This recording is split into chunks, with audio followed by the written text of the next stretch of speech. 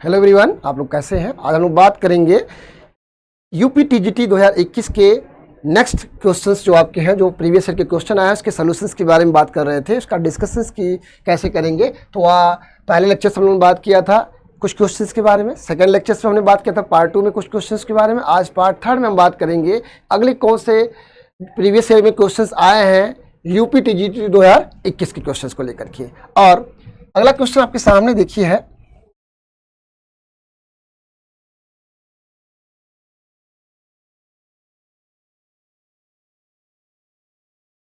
देखो अगला क्वेश्चन है globular protein do not act as.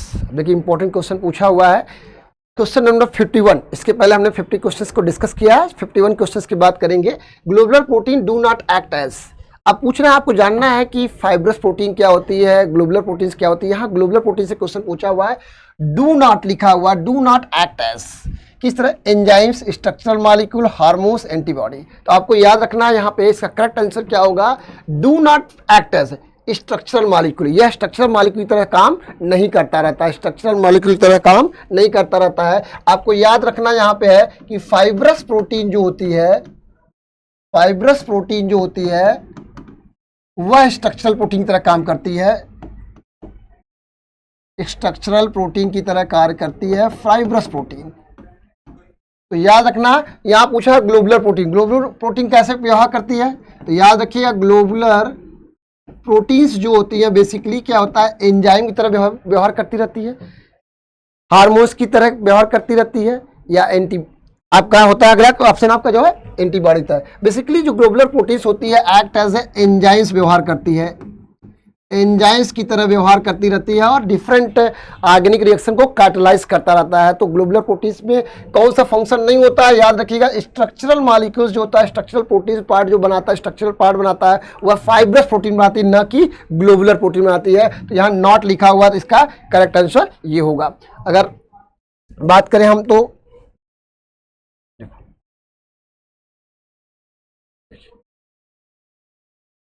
अगला क्वेश्चन देखिए, अगला क्वेश्चन आपसे पूछा हुआ है,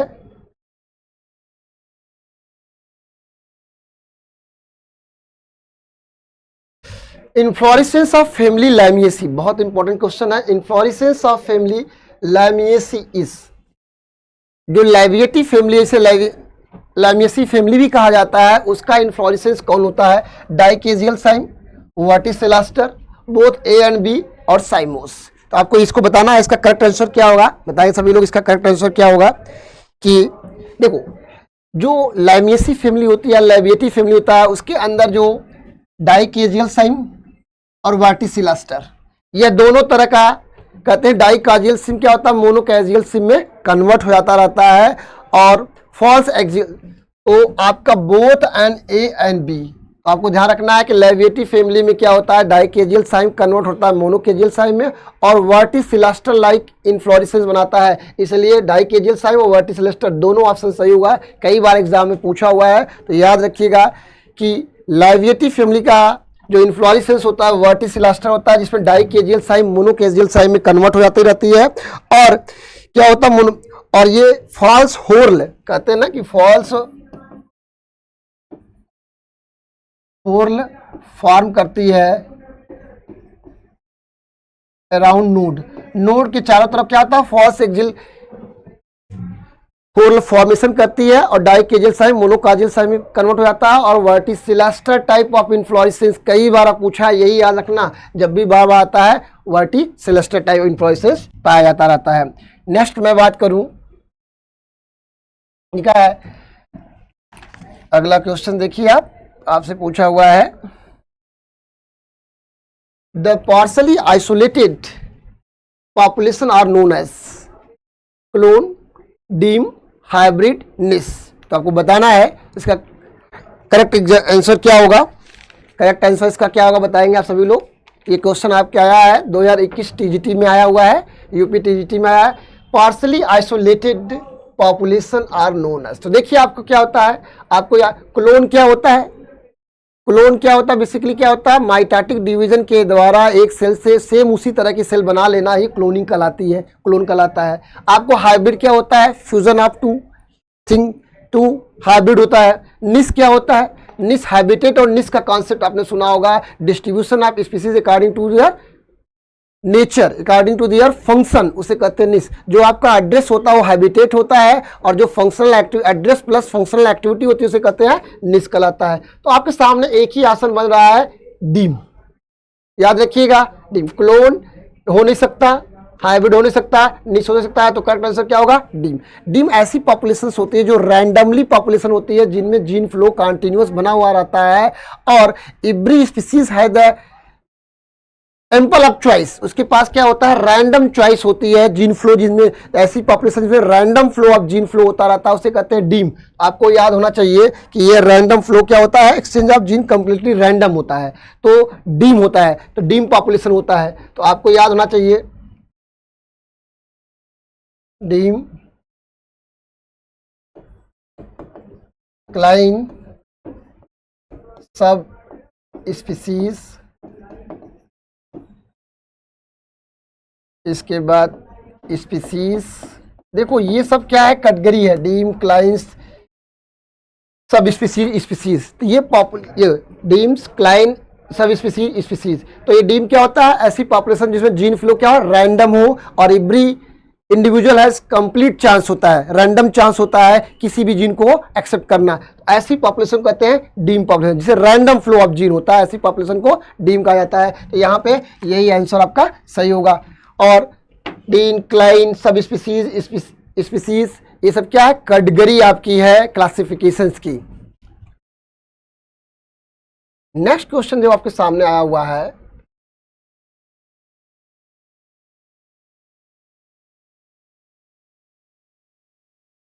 nucleolus. Nucleolus is the site for the synthesis of, nucleolus जो साइट होता है सिंथेसिस का, nucleolus is the site for the synthesis of protein, messenger RNA, transfer RNA, ribosomal RNA.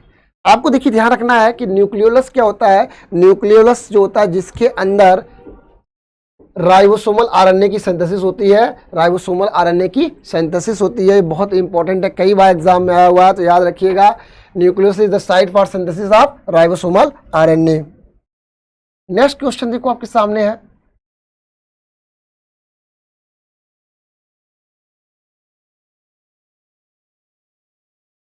देखिए अगला क्वेश्चन आपके सामने है, the other name of phylogen is called. Other name of phylogen is called क्या होता है? तो देखो आपको फाइलोजन का दूसरा नाम क्या है? कार्कैम्बियम, सेकेंडरी कॉर्टेक्स, कॉर्क, नन। ये क्वेश्चन बहुत इंपॉर्टेंट है, प्लांट एनाटॉमी का क्वेश्चन है। आपको जवाब देना, बताइए इसका आंसर क्या होगा। आपको ध्यान देने की जरूरत होती है कि इसका आंसर क्या होगा।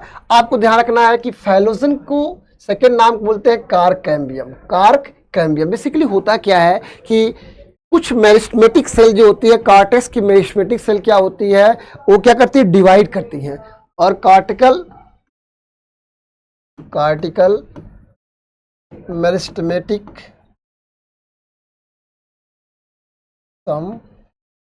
कार्टिकल मेरिस्टेमेटिक सेल तो क्या करती है? कैम्बियम की तरह काम करने लगती हैं, एक्ट एज कैम्बियम। क्या करती हैं? डिवाइड करती हैं।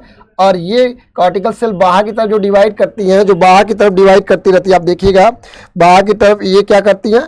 फैलेम का निर्माण करती हैं। और इधर की तरफ क्या होता है? और इनर साइड में फेलोडर्म का निर्माण करती हैं। ये देखो, तो ये जो फेलोडर्म होता है, और इसको बोलते हैं कार्क कैम्बियम। जो कार्क कैम्बियम होता है, कुछ कार्टेक्स की meristematic cell act as a cork cambium की तरह काम करती रहती हैं, जो बाहर की तरफ फैलेम को डिवाइड करती है, नीचे फेलोडर्म को डिवाइड करती है। इन तीनों को मिला दिया जाए, फैलेम, कैम्बियम, फेलोडर्म, इनको मिला दिया जाए तो इन्हीं को हम कहते हैं फेलोडर्म। इन तीनों को मिला दिया जाए इसी कहते हैं फेलोडर्म। तो याद रखिएगा, इसका क्वेश्चन अगला क्वेश्चन भी बन सकता है कि फेलोडर्म्स क्या होता है? कुछ कार्टिकल मेरिस्टेमेटिक सेल होती हैं, जो टिश्यू होते हैं, जो मेरिस्टेमेटिक नेचर का होता है, वो डिवाइड करते हैं, बाहर की तरफ फैलेम बनाते हैं, अंदर की तरफ फेलोडर्म बनाते हैं, फेलोडर्म बनाते रहते हैं। ये स्ट्रक्चर भी आपको याद रखना चाहिए। और इन तीनों को मिला दीजिएगा, फेलेम, फेलोजन, और तो इसको हम बोलते हैं पेरीडर्म। एक कॉमन नाम है पेरीडर्म। तो पेरीडर्म क्या होता है? इंक्लूड्स फेलेम और फेलोजोम, कार्काम्बियम। इन तीनों को मिला दिया जाए तो उसे कहते हैं पेरिडर्म। कई बार आपसे क्वेश्चन पूछ सकता है पेरिडर्म क्या होता है, ये क्वेश्चन के लिए आपको ये याद रखने की जरूरत है, कई बार आपके एग्जाम में पूछा हुआ है। नेक्स्ट क्वेश्चन है, देखो अगला क्वेश्चन आपके सामने है, protein of the animal origin lack. जो animal origin lack, protein of animal origin lack, इसके पास क्या ऑप्शन होता है? D amino acid, nitrogen, phosphorus और सल्फर। तो याद रखिएगा जो एनिमल ओरिजिन होती है उनके पास डी अमीनो एसिड क्या होता है? एब्सेंट होता है। डी अमीनो एसिड वहां पे क्या होता है? एल अमीनो एसिड प्रेजेंट होता है। बेसिकली मैमेलियंस के अंदर एल अमीनो एसिड प्रेजेंट होता है, यहाँ डी अमीनो एसिड क्या होती है? एब्सेंट होती है। तो बहुत important, protein of animal origin lack the amino acid, याद रखिएगा बहुत इंपॉर्टेंट क्वेश्चन है, कई बार आपके एग्जाम में आया हुआ है। नेक्स्ट क्वेश्चन आपका है,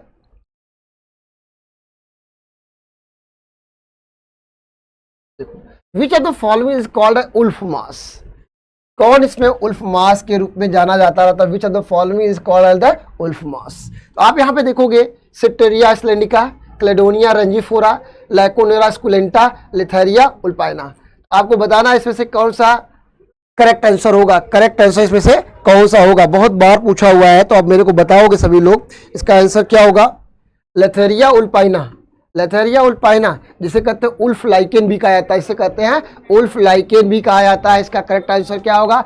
उल्फ मास किसे कहा जाता है? लिथेरिया। तो और ये ध्यान रखिएगा, एक फ्रूटिकोस लाइकेन है, फ्रूटिकोस लाइकेन है, और एक ये फ्रूटिकोस लाइकेन है, फ्रूटिकोस लाइकेन आपका है, एग्जाम्पल याद रखिएगा। और उल्फ मास के रूप में जाना जाता है। लाइकेन से बार बार पूछता है। क्लेडोनिया रेंजीफोरा, आपको आइसलैंड मास भी कहा जाता रहता है, कई बार पूछा हुआ क्लेडोनिया रेंजीफोरा, सिटेरिया आइसलैंडिका। इसके characters, economic importance of lichen जब पढ़ेंगे तो इसमें आपको आएगा, तो याद रखिएगा फ्रूटिकोस लाइकेन आपका है। नेक्स्ट क्वेश्चन आपके सामने है,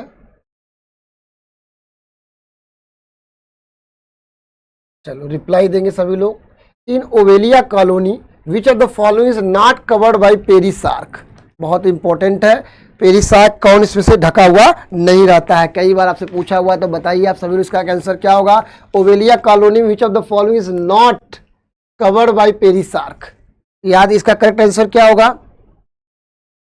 देखिए ओविलिया की लाइफ साइकिल को आप स्टडी करोगे तो उसके आउटर जो स्केलेटन जो कवर करता रहता है ना, वो उसे कहते हैं पेरिसार्क, जो होता है चारों तरफ से घेरा रहता है, उसमें हाइड्रेंथ, ब्लास्टोस्टाइल, एक मेडुसा जो आपका होता है यही नहीं घिरा होता है, इसका ये सब घिरे रहते हैं। पेरिसार्क से कौन कौन घिरे रहते हैं? Covered by perisarc, hydranth, blastostyle, सिनोसार्क।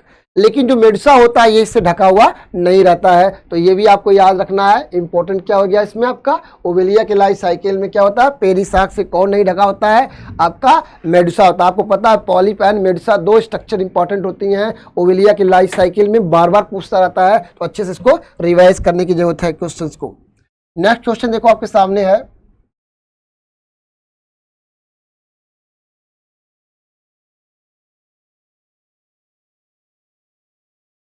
देखो विच of the following statement is true regarding the enzyme. Enzymes के बारे में क्या सही है? Which of the following statement is true regarding the enzymes, enzymes के बारे में क्या सही है? आप देखो लिखा गया है all require a coenzyme for the activity, सभी एंजाइम्स को एंजाइम की जरूरत पड़ती है अपनी एक्टिविटी के लिए? नहीं। All are the active at the neutral pH, neutral pH पे एक्टिव नहीं, तो ये भी गलत आपका है, ये भी गलत हो गया। All require A molecule of water for their activity, सबको वाटर की जरूरत पड़ती है अपनी एक्टिविटी के लिए, ये भी गलत है। All lower the energy of the activation, आपको पता है एक्टिवेशन किसी भी एंजाइम्स को फंक्शन करने के लिए क्या करता है, एक्टिवेशन एनर्जी की जरूरत पड़ती है, वह अपने एक्टिवेशन एनर्जी को सबसे कम करता है, तब जो रिएक्शन क्या होता है, कैटलाइज होता रहता है। तो all lower the energy of activation, यही वाला ऑप्शन इसका सही है। एंजाइम की प्रॉपर्टी है कि इसका क्या है, जब भी सबस्ट्रेट प्रोडक्ट में कन्वर्ट होता है उसमें क्या होता है, एक्टिवेशन एनर्जी लोअर होनी चाहिए, ये आपको ध्यान रखने की होती है। कई बार क्वेश्चन आया हुआ तो इंपॉर्टेंट क्या होगा, एक्टिवेशन एनर्जी लो होनी चाहिए। नेक्स्ट क्वेश्चन देखो आपके सामने क्या आया हुआ है, यहाँ पे लिखा है the incubation period in the चिक last for about the how many days. Incubation period की अगर मैं बात करूँ तो जनरली क्या होता है, जनरली बहुत इंपॉर्टेंट, कई बार पूछा, तो बताइए इसका आंसर क्या होगा।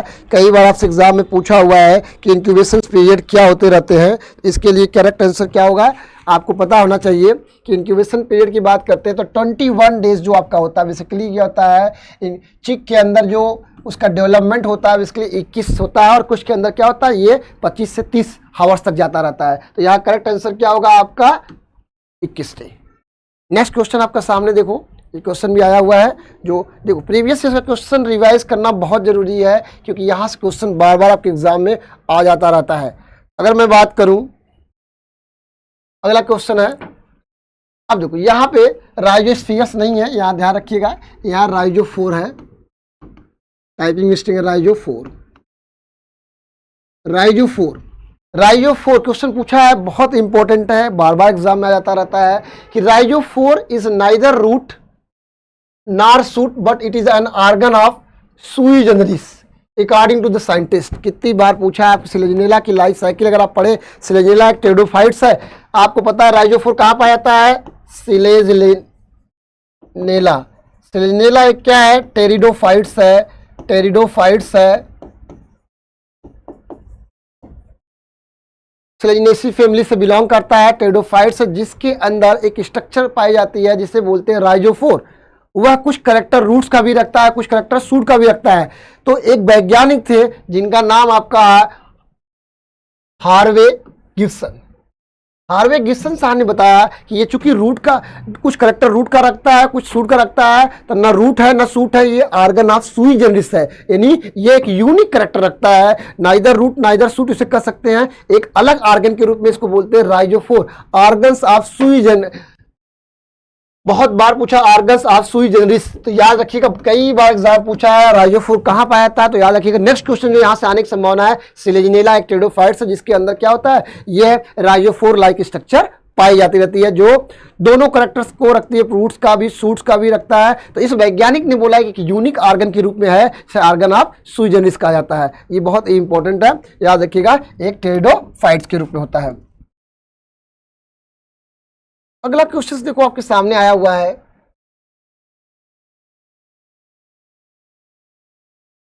आपको बताना है इसका क्या है, द बैक्टीरियोफॉज वाज डिस्कवर्ड बाय, किसके द्वारा बैक्टीरियोफॉज डिस्कवर किया गया था। तो कई बार बहुत इंपॉर्टेंट क्वेश्चन आपका है, बैक्टीरियोफॉज वाज डिस्कवर्ड बाय तो ट्वार्ट एंड हेरल। देखो अब याद रखिएगा, ट्वार्ट, फेलिक्स हेरल, डी हेरल, ट्वार्ट एंड डी हेरल ने बैक्टीरियोफेज की डिस्कवरी की थी। और बैक्टीरियोफेज क्या होता है, वायरस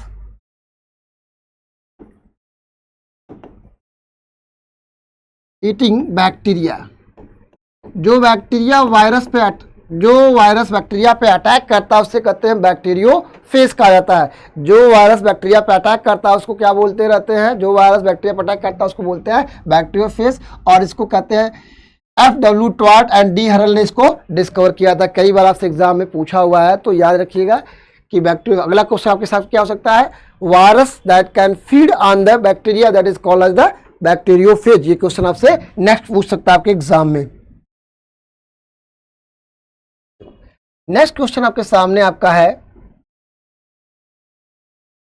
देखो नेक्स्ट क्वेश्चन आपके सामने है, the species of Puccinia that causes yellow rust of the wheat. Puccinia की प्रजाति जिसमें पीत कीट रोग होता है, यानी पक्सिनिया की वह स्पीसीज कौन है जिससे yellow rust of the wheat plant के अंदर येलो रस्ट काज करता रहता है। तो याद रखिए बहुत इंपॉर्टेंट है। आपको पता है कि एक ऑब्लिगेट पैरासाइट है जिसे कहते हैं पक्सिनिया ग्रैमिनिस। पक्सिनिया ग्रैमिनिस क्या करता है, black rust of stem cause करता रहता है, रस्ट डिजीज कॉज करता रहता है। और आपसे पूछा हुआ स्पीसीज, देखो अब यहाँ इंपॉर्टेंट क्या हो गया, येलो रस्ट की बात करता है। तो याद रखिएगा येलो रस्ट कौन करता है, पक्सिनिया स्टिफॉर्मिस स्पीसीज जो क्या करती है, येलो रस्ट काज करती रहती है। ये आपके लिए इंपॉर्टेंट होता है। अब याद रखिएगा पक्सिनिया ग्रैमिनिस ये क्या काज करता रहता है, आपको याद रखना होता है रस्ट डिजीज। तो याद रखिएगा रस्ट डिजीज काज करने वाले फंगस का नाम क्या है? पक्सिनिया ग्रैमिनिस काज करता रहता है। ब्लैक रस्ट आपसे पूछता है तो पक्सिनिया रिकैंडिडिटा लिखिएगा, पक्सिनिया ग्रैमिनिस, ग्रैमिनिस, या कहते हैं इसमें कहते हैं black rust, black rust of the stem. Black rust of the stem अगर पूछता है तो पक्सिनिया रिकैंडिडिटा भी आप कह सकते हैं। पक्सिनिया की रिकैंडिडिटा स्पीसीज क्या करती है? लीफ रस्ट काज करती है। ब्लैक रस्ट हो गया, लीफ रस्ट आपसे पूछ ले तो पक्सिनिया रिकैंडिडिटा, याद रखिएगा पक्सिनिया रिकैंडिडिटा क्या करती है? लीफ रस्ट काज करती है। ब्लैक स्टेम रस्ट आपसे पूछ लेता है, ब्लैक स्टेम रस्ट पूछ लेता है तो आप पक्सिनिया ग्रैमिनिस बताइएगा, ब्लैक।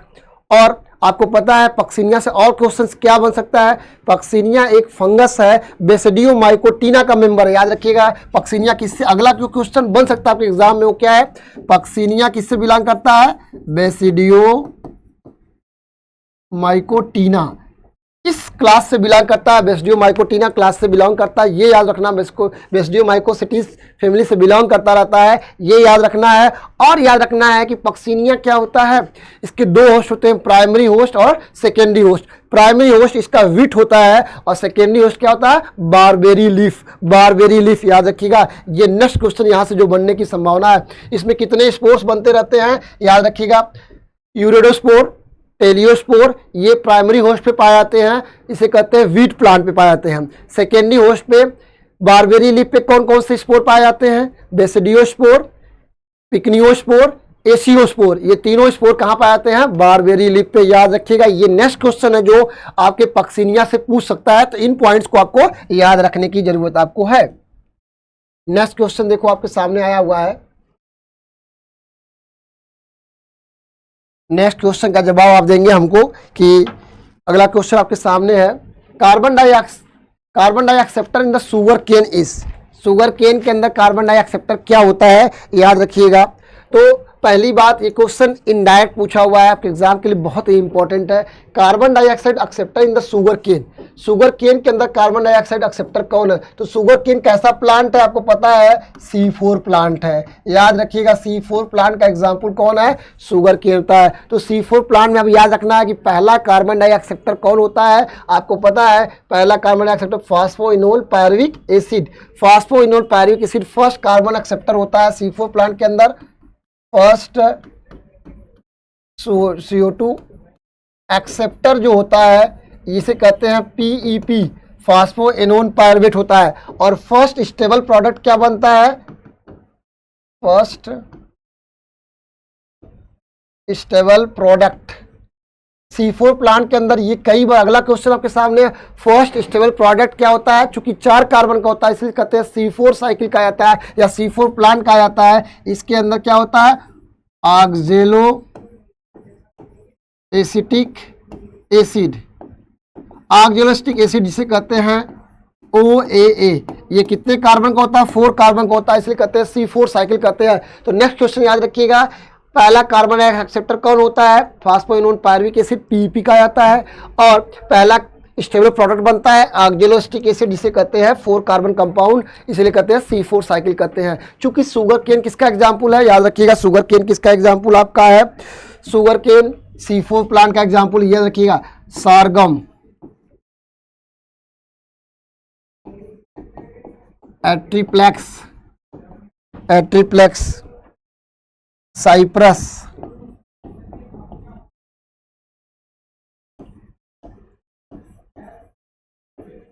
Sugar cane. याद रखिएगा ये C4 के प्लांट के एग्जाम्पल है, शुगर केन, सारगम, एट्रिप्लेक्स, साइप्रस। ये कुछ बहुत ही इंपॉर्टेंट प्लांट्स हैं जो C4 प्लांट होते हैं। तो याद रखिएगा C4 प्लांट का क्या क्या क्वेश्चन अगला बन सकता है। अभी इसमें से पूछा था शुगर केन, तो क्वेश्चन को इनडायरेक्टली आपके सामने पूछ दिया कि C4 प्लांट देता तो शायद आप सही कर लेते, लेकिन एग्जाम्पल दे दिया कि शुगर केन के अंदर कार्बन डाइऑक्साइड का एक्सेप्टर कौन होता है? तो याद रखिएगा फास्फोइनोन पायरुविक एसिड। C4 प्लांट की कुछ और खासियत होती है, यहाँ पे एक पाया जाती है, याद रखिएगा क्रेंज एनाटॉमी, क्रेंज एनाटॉमी। देखो कुछ फीचर आपके इंपॉर्टेंट होता है। क्रेंज एनाटॉमी मतलब formation of two type of the chloroplast, dimorphic chloroplast पाया जाता है, बंडल स्थित क्लोरोप्लास्ट पाया जाता है और मीजोफिल क्लोरोप्लास्ट पाया जाता रहता है। ये सारी पॉइंट। इसका की एंजाइम्स क्या होता है, ये भी क्वेश्चन आपके एग्जाम पूछ सकता है। की एंजाइम कौन होता है, की एंजाइम क्या होता है, फास्फोइनोन पायरुवेट पेप कार्बोक्सिलेज। की एंजाइम क्या होता है, C4 का PEP कार्बोक्सिलेज, पीपी कार्बोक्सिलेज, ये क्या होता है, की एंजाइम होता है। तो आपसे पूछता है C3 का की एंजाइम कौन होता है, रोबिस्को। C3 साइकिल का रोबिस्को एंजाइम होता है। C4 में क्या होता है, पेप कार्बोक्सिलेज होता है। C3 का पहला स्टेबल प्रोडक्ट 3 कार्बन का बनता है, पायरुविक एसिड। फास्ट क्या होता है, पायरुविक एसिड होता है, इसलिए 3 कार्बन का कंपाउंड बनता है। 3 phosphoglyceric acid, 3 phosphoglyceric acid C3 cycle में बनता है, 3 कार्बन का होता है, इसलिए C3 साइकिल कहता है।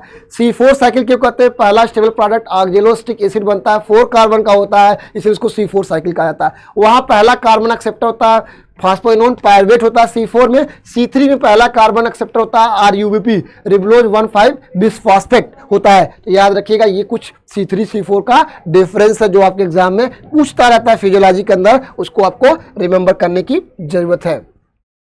अगला क्वेश्चन देखो आपके सामने है, कई बार पूछा हुआ है, आपको है बताना आपको है। ये भी क्वेश्चन कई बार आपके एग्जाम में आया हुआ है कि volume of inspired of the expired during a normal respiration is called, volume of air expired during the normal respiration। एक बार ब्रीदिंग या सांस लेने में जितनी ऑक्सीजन इंस्पायर होता है, लिया जाता है, उसको बोलते हैं टाइडल वॉल्यूम। उसको क्या बोलते हैं, टाइडल। उसको क्या बोलते रहते हैं, याद रखने की बहुत बार इंपॉर्टेंट क्वेश्चन पूछा हुआ है। इसको बोलते हैं टाइडल वॉल्यूम। टाइडल वॉल्यूम ये कितना होता है, नियर अबाउट 500 मिलीलीटर्स होता है। ये क्या होता है, कितना होता है, आपको ध्यान रखने की जरूरत होती है। कई बार आपसे पूछा हुआ है 500 मिलीलीटर, 500 मिलीलीटर्स। तो याद रखिएगा ये क्या होता है, इसे कहते हैं टाइडल वॉल्यूम। तो आपको यहाँ क्या याद रखना है, tidal volume, residual volume, whittle capacity, inspiratory reserve volume. ये टर्म कहाँ मिलेगा, रेस्पायरेशन चैप्टर से पूछा हुआ है। गैसियस एक्सचेंज जो होता है वहाँ से क्वेश्चन पूछा है, तो आपको ये सारे टर्म्स को रिमेंबर करने की जरूरत होती है। अगला क्वेश्चन जो बनने की संभावना यहाँ से होता है, ठीक है। नेक्स्ट क्वेश्चन देखो आपके सामने क्या आया हुआ है। नेक्स्ट क्वेश्चन आपका है,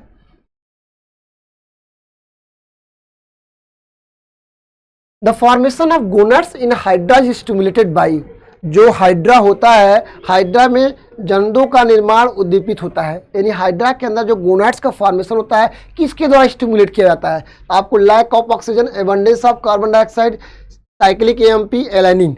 आपको याद होना चाहिए कि हाइड्रा के अंदर जो होता है रिप्रोडक्शंस जो होता है, गोनाड्स का फॉर्मेशन होता है अनफेवरेबल कंडीशन में होता है। किस में होता है, अनफेवरेबल। टेम्परेचर लो हो या हाई हो, अनफेवरेबल कंडीशन हो। और कार्बन डाइऑक्साइड का कंसंट्रेशन कहते हैं एबंडेंस ऑफ कार्बन डाइऑक्साइड, जो कार्बन डाइऑक्साइड कंसंट्रेशन हाई है, एबंडेंस है, तो वह क्या उसके गोनाड्स के फॉर्मेशन को स्टिमुलेट करता है। यही करेक्ट आंसर होगा, बहुत इंपॉर्टेंट है, याद रखिएगा। अनफेवरेबल कंडीशन, फेवरेबल कंडीशन के अंदर ही क्या होता है, हाइड्रा के गोनाड्स का फॉर्मेशन होता है। तो यहाँ पे याद रखिएगा लो टेम्परेचर, हाई टेम्परेचर या एबंडेंस ऑफ CO2, ये सब कंडीशन अगर आती है तो क्या होगा, गोनाड्स का फॉर्मेशन स्टिमुलेट करता है। तो यहाँ ऑप्शन क्या होगा, कार्बन डाइऑक्साइड का एबंडेंस है, तो यही करेक्ट आंसर इसका होगा। इंपॉर्टेंट पॉइंट आपके एग्जाम के लिए है। नेक्स्ट क्वेश्चन आप देखो क्या आपके सामने पूछा हुआ है, आप देखेंगे नेक्स्ट क्वेश्चन आपके सामने है, multi cellular rhizoids, multi cellular rhizoids are found in, multi cellular rhizoids are found in. पूछ रहा है मल्टी सेलर राइजोआर्स कहाँ पाए जाते हैं, बहुकोषीय मूलाब किसे कहते हैं। आपको एग्जाम में Riccia, Marchantia, Funaria, none of the above, बहुत बार पूछा है ऐसा क्वेश्चन, ब्रायोफाइटा क्वेश्चन आपका है, और ये क्वेश्चन कई बार आपके एग्जाम में आया हुआ है। तो आपको बताना है कि मल्टी सेलर, तो मल्टी सेलर कहाँ पाया जाता है, फ्यूनेरिया के अंदर पाया जाता है। अब क्वेश्चन याद रखिएगा, multi cellular branched with oblique septa. देखो oblique septa branch multicellular with obligate septa. अब याद रखिएगा ऑब्लिगेट सेप्टा अगला पूछ सकता आपसे है कि ये किसका कैरेक्टरिस्टिक किसके अंदर ऐसा राइजॉइड पाया जाता है, इसमें ऑब्लिगेट सेप्टा पाया जाता है, ब्रांच होता है, मल्टीसेलुलर होता है। तो याद रखना फ्यूनेरिया के अंदर या मॉसिस के अंदर ऐसा हमको देखने को मिलता रहता है, मॉसिस के अंदर रहता है। तो इसका करेक्ट आंसर क्या होगा? फ्यूनेरिया। अब याद रखिएगा अगला क्वेश्चन जो यहाँ से आने की संभावना है, ऑब्लिगेट सेप्टा पूछता है, multicellular branch with the obligate septa present in the rhizoid of mosses या फ्यूनेरिया। या तो मॉसिस करेगा यहाँ इस ऑप्शन में, या तो मॉस दे देगा या फ्यूनेरिया दे देगा, आपको पहचानना रहेगा। कई बार एग्जाम्स में आया हुआ है, तो आपको बताना है इसका करेक्ट आंसर क्या होगा। ये बहुत ही इंपॉर्टेंट क्वेश्चन था आपका फ्यूनेरिया, बार बार एक क्वेश्चन एग्जाम में आ रहा आपकी है, ठीक है। देखो हमको क्या करना है, पहली बात आपको ध्यान रखने की जरूरत होती है,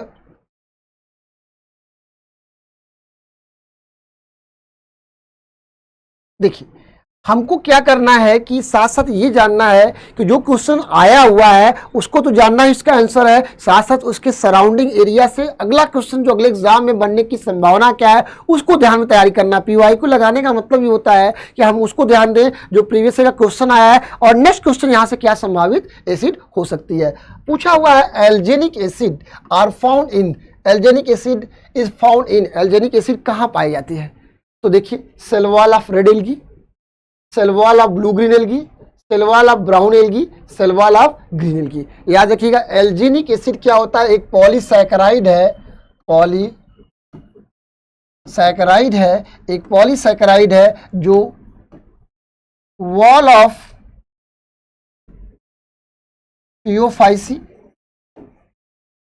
और ब्राउन एल्गी, जिसे कहते हैं ब्राउन एल्गी। ब्राउन एल्गी के सेल वॉल में या फियोफाइसी के सेल वॉल में क्या पाया जाता रहता है? एल्जेनिक एसिड पाई जाती है, जो एक पॉलीसैकेराइड है, जो एक क्या है? पॉलीसैकेराइड है। याद रखने की जरूरत होती है, कई बार एग्जाम में आपसे पूछा हुआ है, पॉलीसैकेराइड होता है, याद रखिएगा। ये क्वेश्चन अगला हो सकता है, पॉलीसैकेराइड एल्जेनिक एसिड क्या है? पॉलीसैकेराइड होता है, किसकी वॉल में पाया जाता है? क्वेश्चन से। नेक्स्ट क्वेश्चन देखो आपके सामने है, most common microbiont in the lichen is belong to, most common microbiont in the lichen belong होता है। लाइकेन में कवकांश सामान्यतः संबंधित होते हैं, यानी लाइकेन के अंदर माइक्रोबियांट मोस्ट कॉमन कौन सा होता है? तो पहली बात हमको ये जानना है, अब यहाँ पे फाइकोमाइसिटीज, बेसिडियोमाइकोसिटीज, एस्कोमाइसिटीज, ड्यूटोमाइसिटीज है। तो आपको पता है लाइकेन के अंदर इसका करेक्ट आंसर क्या होगा आपको? एस्कोमाइकोटीना। चूंकि लाइकेन के अंदर दो कंपोनेंट होता है, एक एल्गी होता है और दूसरा क्या होता है? फंजाई होता है। आपको पता है एल्गी और फंजाई। लाइकेन क्या होता है? एक सिम्बियाटिक रिलेशन होता है, सहजीवी होता है एल्गी और फंजाई का। Both component are always important to the each other. ये कहते हैं ऑब्लिगेट सिम्बियोसिस का एग्जाम्पल भी होता है, जिसमें एल्गी क्या करता है? एल्गी आपको पता है एल्गी का काम क्या होता है? फोटोसिंथेसिस करना, फोटोसिंथेसिस करना, और फंजाई का काम क्या करना? बॉडी एंड रिप्रोडक्टिव पार्ट बनाना। याद रखिएगा लाइकेन एक सिम्बियोटिक एसोसिएशन है एल्गी और फंजाई का, जिसमें एल्गी क्या करता है? फोटोसिंथेसिस करता है, फूड का फॉर्मेशन करता है, और फंजाई जो होता है, जिसे फंजाई को एल्गी वाले पार्ट को हम क्या करते हैं? फाइकोबियांट कहा जाता है, फाइकोबियांट कहा जाता है। और जो फंगल पार्ट होता है उसको हम क्या बोलते हैं? माइकोबियांट बोलते हैं। यहाँ क्वेश्चन क्या पूछा है? माइकोबियांट्स की बात करता है कि तो फंजाई की बात करता है। लाइकेन के अंदर एल्गी क्या होता है? फोटोसिंथेसिस करता है, जिसे फाइकोबियांट कहते हैं, फूड का फॉर्मेशन करता है। फंजाई इसका बॉडी पार्ट फंगल और दूसरे साथ रिप्रोडक्टिव पार्ट बनाता रहता है, तो उसे कहते हैं माइकोबियांट कहा जाता है। अब पूछा सबसे कॉमन माइकोबियांट कौन से होते हैं? तो याद रखिएगा सबसे कॉमन माइकोबियांट का नाम होता है एस्कोमाइकोटीना, एस्कोमाइकोटीना या एस्कोमाइसिटीज।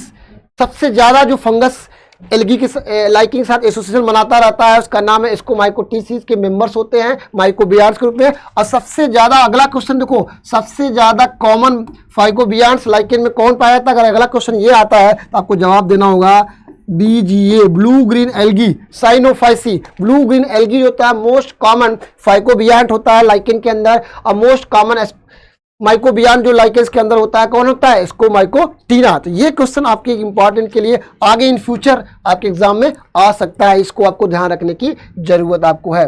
नेक्स्ट क्वेश्चन देखो आपके सामने, आपका टीजीटी बायोलॉजी 2021 के क्वेश्चंस की मैं बात करूं, लिखा है in eukaryotic cell the arrangement of एक्सोनीमल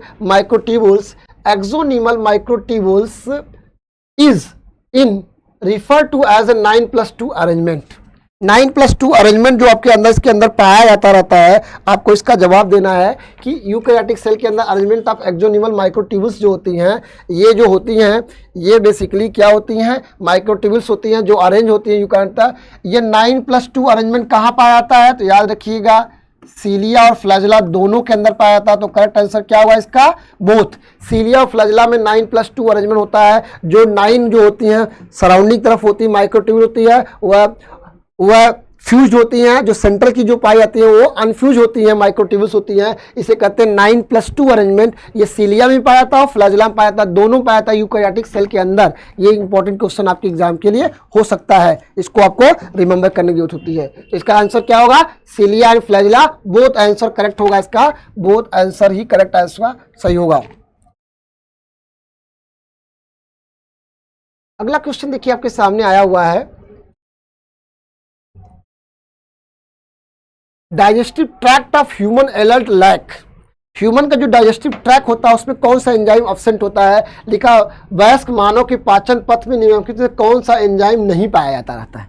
यानी digestive tract of human adult lack which enzyme, pepsin, lipase, rennin, trypsin.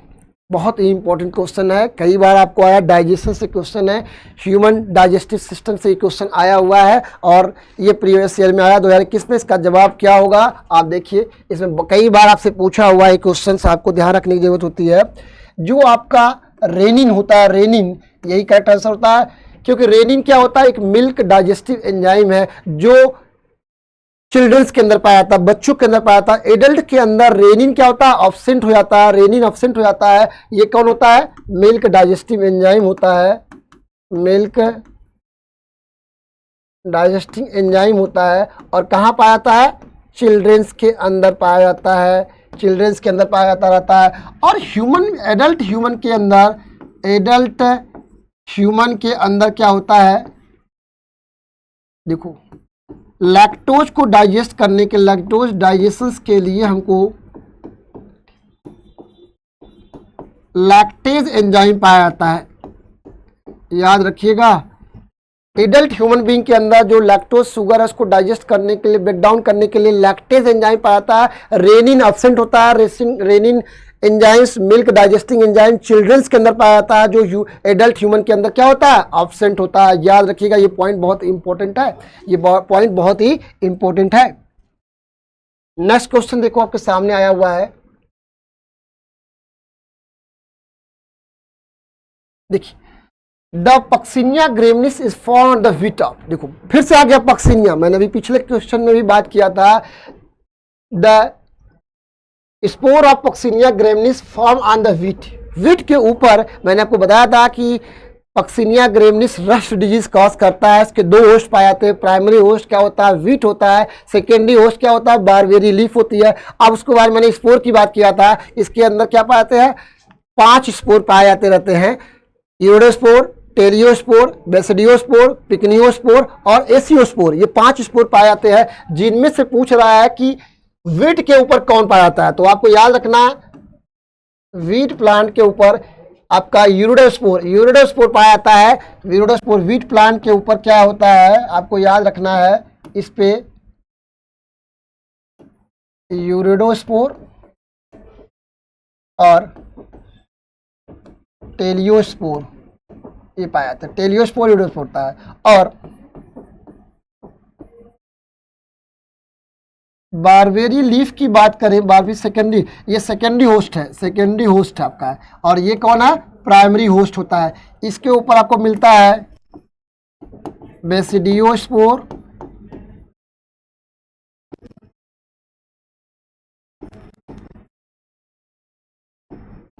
पिकनियोस्पोर,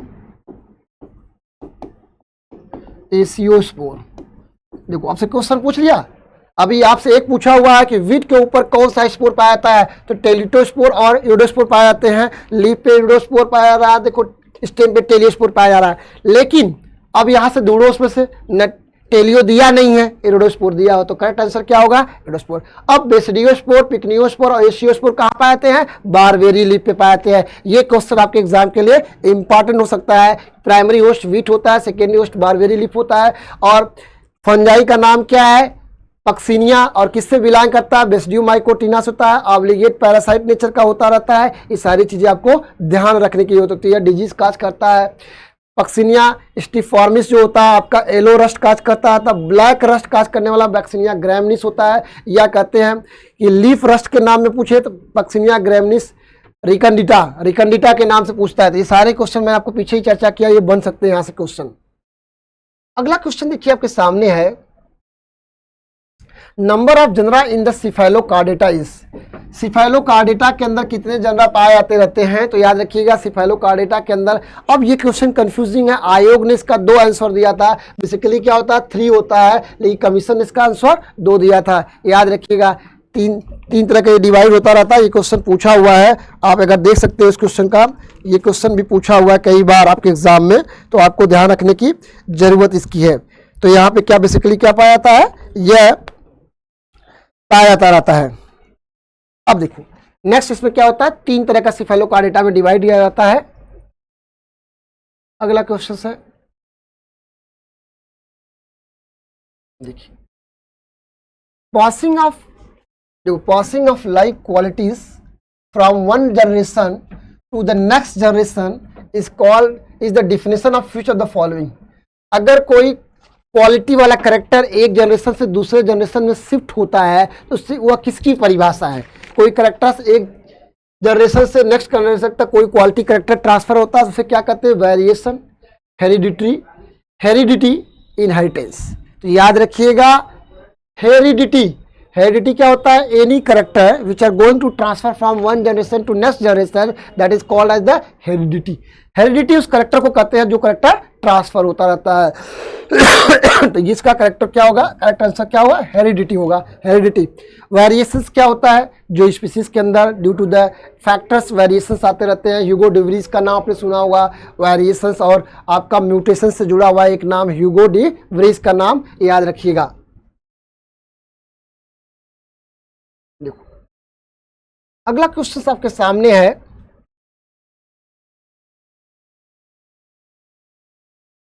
अगला क्वेश्चन आपके सामने है, how many segments Hirudinaria granulosa is made of.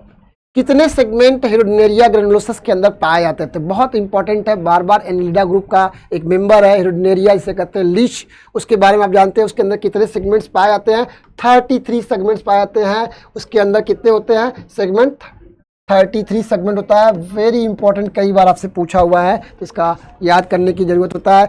इसमें हीमोसिलोमिक चैनल्स पाए जाते रहते हैं। कुछ इंपॉर्टेंट चीजें आपको याद रखने की जरूरत होती है।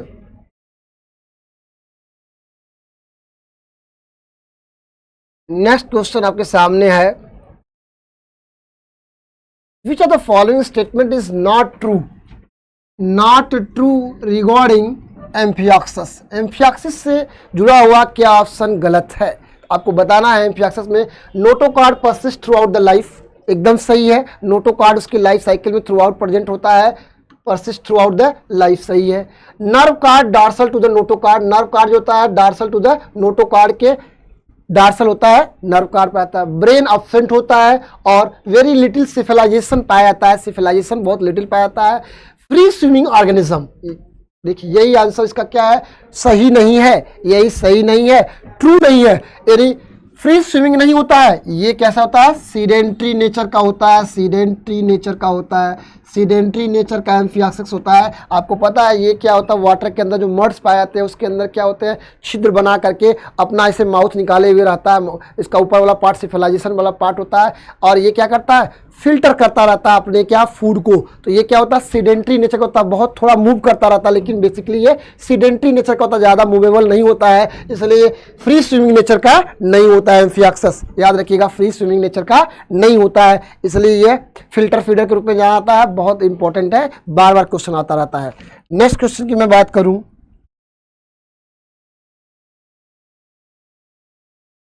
अगला क्वेश्चन आपसे पूछा हुआ है कि आप मुझे बताएंगे, इसमें बहुत इंपॉर्टेंट है ये भी क्वेश्चन आपके पूछा हुआ है कि अगला क्वेश्चन क्या है।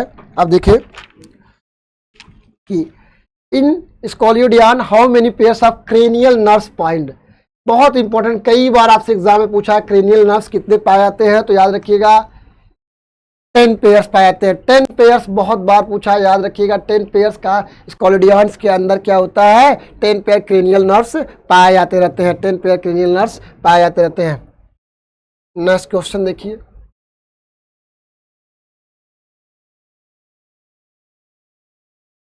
देखो अगला क्वेश्चन आपके लिए इंपॉर्टेंट है, ये भी क्वेश्चन कई बार पूछा हुआ है कि type of phyllotaxy, types of phyllotaxy in the nerium species. Nerium species के अंदर फिलोटैक्सी किस तरह का पाया था, कई बार ये क्वेश्चन आपके आया हुआ, आपको याद रखिएगा। होर्ल, होर्ल टाइप का फिलोटैक्सिस कहाँ पाया जाता रहता है। होर्स का मतलब क्या हुआ, ये स्टेम है, इसके चारों तरफ क्या है, होल्स पाया जाता है। होल्स टाइप का फिलोटैक्सी, टाइप फिलोटैक्सी कहाँ पाई जाती है, नेरियम के अंदर पाई जाती है, याद रखिएगा। अपोजिट डिकॉसेट पाया जाता है, होल टाइप का पाया जाता रहता है, बाइपिन्नेट पाया जाता है। तो ये डिफरेंट टाइप की फिलोटैक्सी होती है, यहाँ पे याद रखिएगा होल टाइप का पाया जाता है नेरियम स्पीसीज के अंदर। अगला क्वेश्चन आपके सामने फिर है, which are the following is an essential fatty acid. Essential fatty acid कौन आपकी है, आपको बताना इसेंशियल फैटी एसिड कौन आपकी होती है। तो याद रखिएगा लिनोलिक एसिड, लिनोलिक एसिड होती है जिसे इसेंशियल फैटी एसिड कहा जाता है, जिसे इसेंशियल फैटी एसिड कहा जाता है लिनोलिक एसिड। याद रखिएगा ये लिनोलिक एसिड क्या होती है, इसेंशियल फैटी एसिड जो हमारी बॉडी पार्ट को नहीं बना पाती है, जिसको प्राप्त करती है उसे कहते हैं इसेंशियल, आवश्यक होता है उसे इसेंशियल फैटी एसिड्स के रूप में पाया जाता है। लिनोलिक एसिड बहुत बार पूछा हुआ एग्जाम में है, आपको याद इसेंशियल और नॉन इसेंशियल फैटी एसिड्स का नाम बार बार पूछता है, आपको इसको रिवाइज करने की जरूरत होती है। ये क्वेश्चन कई बार आपका हुआ है। अगला क्वेश्चन आपके सामने है,